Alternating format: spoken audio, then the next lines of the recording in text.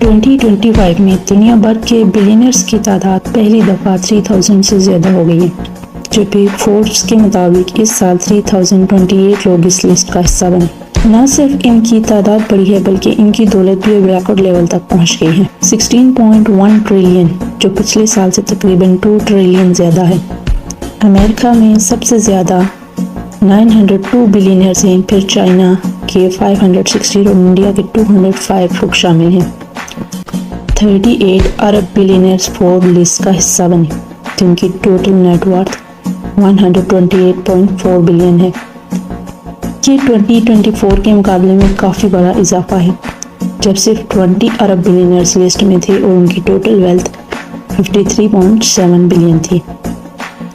سعودی عربیہ نے 7 ایئرز بعد واپس انٹری کی اور 15 بلینئرز لسٹ میں آئے، جس میں سے 14 نئے ہیں جو سعودی ایکسچینج میں لسٹڈ کمپنیز کے شیئر کی وجہ سے بلینئر بنے۔